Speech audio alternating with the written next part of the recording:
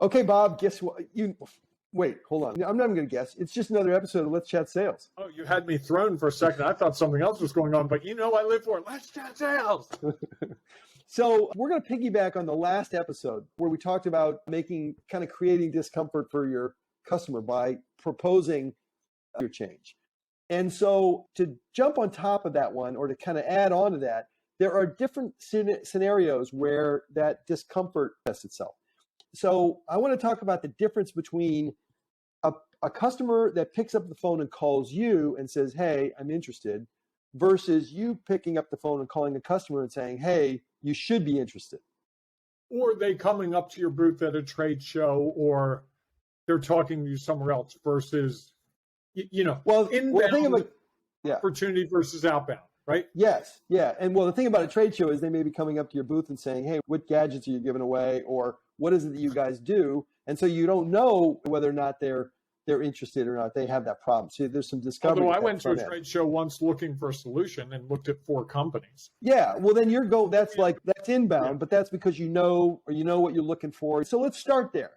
In that situation, an inbound call, an inbound expression of interest to you and your company suggests, first of all, that the customer recognizes at some level that they have a problem or that they have an issue that they want to address. So they've already kind of embraced the discomfort of making a change that we talked about in the last episode. Yep. Right? Yep. And that's important. They've also embraced the idea that they're going to spend money. Spend money, but money's money, right? Money's okay. But the thing about it is... Says the entrepreneur in residence. Yes. The thing is, money's money. They have to spend money one way or another. And it's important. And the reason I say that is it's so important not to discount the non-monetary effort that needs to take place in order to make a change.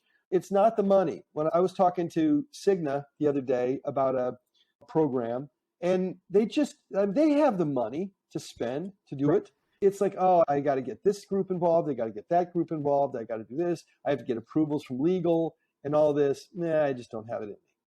And that's the kind of calculus your customers go through a lot of times. Right. It's not about the money. It's about the effort and the complexity and it's extra work and all that. And especially if it's a new solution. If you don't have 1 million customers that you can say we've done this, those things are heightened, right? Right. Well, that comes into the area of risk. That's like, oh, do I want to bet my career or my reputation or whatever on this company? Can they execute? Can they move the ball across the goal line, so to speak? Mm-hmm. But that's one of the things that goes into that equation. So what we're talking about here now is the difference is when someone picks up the phone and calls you, they've accepted, hey, I might have to do some work. And so they're already kind of further down that customer journey than someone when you pick up the phone and call someone out of the blue and say, hey, Bob, you really should do this. You should use this new service that we've developed, and it's great. You've got an existing world that you're dealing with. Your operations are plugging along. Maybe they are suboptimal. Maybe there are things you could do differently. Maybe there are ways you could optimize it, and I'm proposing all those things to you.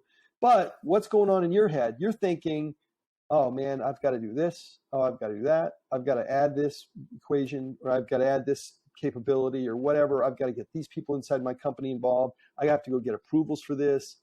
It's going to ripple through other schedules that I might have. It might foul up my holidays. Who knows?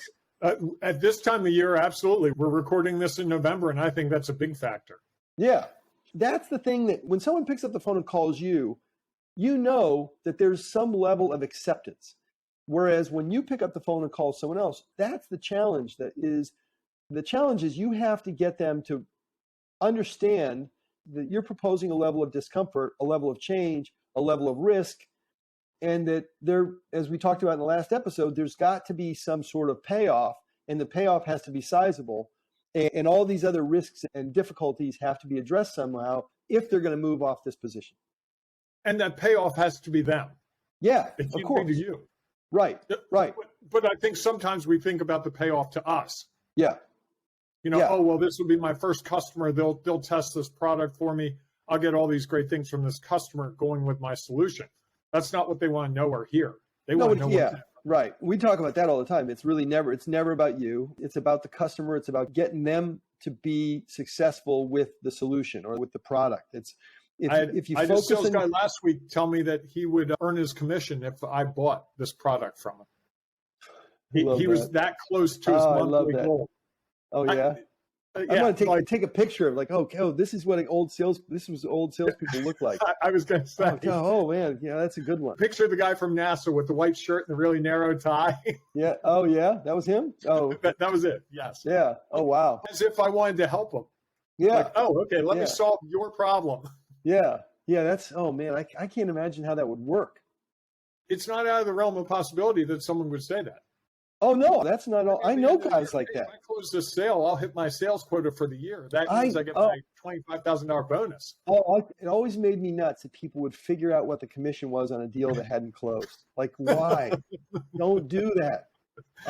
Oh, that's like, Yeah, I think you're chasing the wrong ball at that point. yeah. So this just gets back to my point is that you have to focus on the customer and what the customer's understanding of the difficulties they're going to have. Because when you pick up the phone and you call someone cold and say, hey, I want you to try this, you ought to be thinking about this new thing that I've got, and it really solves your problem. You have to know in the back of your head that you're introducing a problem.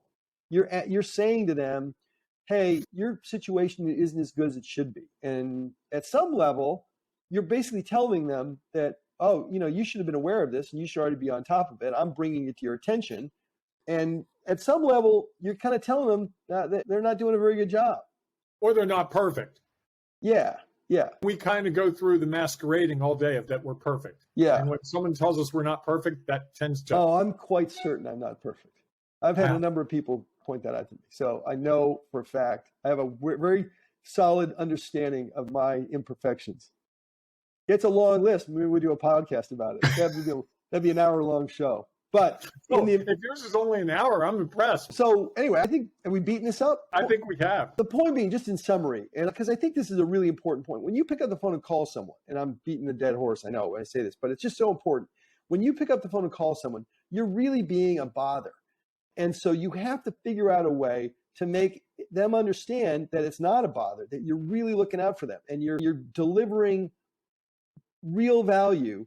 But you have to understand that as you believe in that value, that this is what you're going to do and this is how it's going to help their business and all that sort of thing. But you have to also know in the back of your head, you're also introducing a problem, a level of discomfort that, I got work to do. You're making me do work. So as you explain that value, you have to explain how you're going to help alleviate all the discomfort and the difficulty that you're introducing by adding your product to their equation, by introducing this new solution.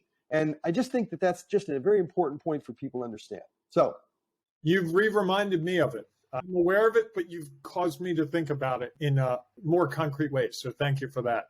No, sure. All right. So again, I think we beat it up. We should do this again. We should have another chat one of these days about sales. As long as the internet is free, I think we're good. When they start charging us for the privilege, I don't know. This is invaluable. I will pay whatever fee they charge. All right. All right, man. We'll talk again soon, Bob. All right. Bye-bye. Okay, that was another episode of Let's Chat Sales, a quick one, of course, and I hope it was helpful. And if it was, please like and subscribe, and more importantly, share it with your friends. There should be something right here you could point to and click on and try that out. It should be good. It's probably good. Certainly short. It's probably helpful. And thanks for listening or watching.